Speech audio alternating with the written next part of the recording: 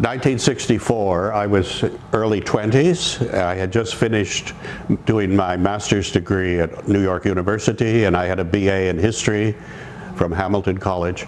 And I taught for 1 year in New York City in a very difficult junior high school where the students were very very uncooperative, let me say, okay. And it drove me out of teaching. I taught for 1 year there, and I had to quit because for health reasons. I was so upset by the students. But I knew I wanted to teach, and a friend of mine, an American businessman who had been sent to Hong Kong by his company, told me that every day in the newspaper he saw advertisements for teachers needed in Hong Kong. So he said, why don't you try coming to Hong Kong? A few weeks later, I received a phone call telling me that Bishop Hall, whom I never heard of, Bishop Hall, the Bishop of Hong Kong, was going to be in New York City, and he would be willing to interview me. So they asked me, do you want an interview? I said, sure, why not, of course. So I went to him. I've never forgotten this because the interview lasted for 1 hour. The first 5 minutes, Bishop Hall asked me a few questions about my education and me. And then he spent 55 minutes telling me how wonderful Hong Kong is and what a great city it is and so forth, and that I should come and teach here. So of course I was very impressed. So anyway, I ended up at St. Paul's, and now I realize it was probably a lucky thing. I was happy to end up at St. Paul's College. I intended to stay 2 years. I told Mr. Speak I'm going to stay 2 years. And I have now been in Hong Kong for 54 years, something like that, you see. So, Mr. Emerson, how would you describe the student you teach? Well, this is 1964, long time ago. And the students then were very different, I'm pretty sure, from the students today. And even until I retired in 2000, I taught from 64 to 2000 roughly. Even by 2000, the students had changed a lot. Because in 1964, the war was not that far away, and the revolution in China, 1949, that was still quite close. And there were a lot of more refugees in Hong Kong at that time, and poor people, you see.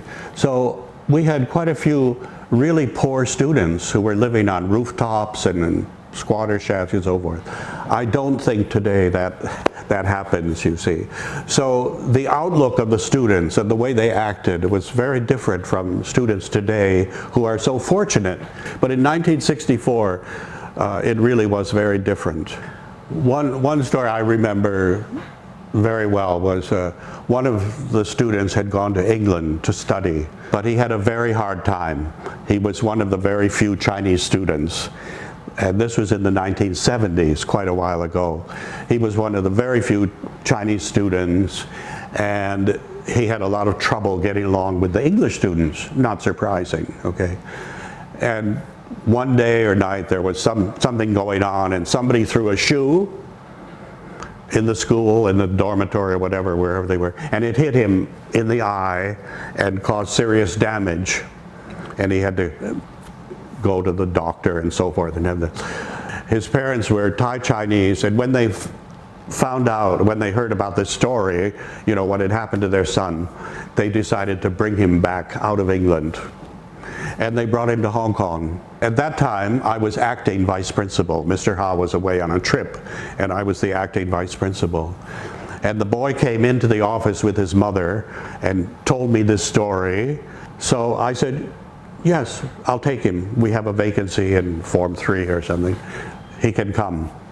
Okay. So he came back, and I think was very happy.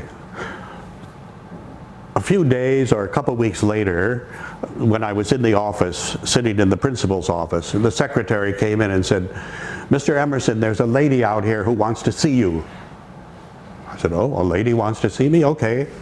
So I went out, and here was this lovely lady holding a big bouquet of flowers, and I went over to the counter in the office at that time. There was a counter, and I said, you know, hello, may I help you? What's wrong or something? She put the flowers down and she threw her arms around me and said, thank you, thank you, thank you. I want to thank you so much for taking my son. Of course, I was so shocked, you know, that this had happened. And then she handed me the flowers. And all I could say was, well, thank you. You know, I'm glad we could help and so forth. Unfortunately, don't know what happened to that boy. Eventually, what happened to him? We lost contact. I mean, you know, there's so many students and all. But I always remember that woman throwing her arms around me and giving me the flowers. So that was a very, very good story. I mean, a very nice story sort of thing. So, Mr. Emerson, we know you organized being an organizer of the global classroom, right? Yes. Okay. Could you share with us, have you faced any challenges or difficulties in holding such a program? The very first group of St. Paul's students who went to England for the summer, it was called Digby Stewart was the name of the school. It was a branch of a Catholic university, actually. And the students went for the summer, and they lived, that time they lived in a dormitory. But that was not so good. What I really wanted was I wanted the students to go to English families, if possible, to stay and live with an English family so that they had to speak English, you see. When they were all staying in a dormitory, they're just speaking Cantonese, and that was defeating the purpose of sending them to England. Of course, they still saw London and they saw things in England, but it wasn't so good. So later, we established a homestay sort of thing. And I'm happy to say it was a great success. We never had any problems.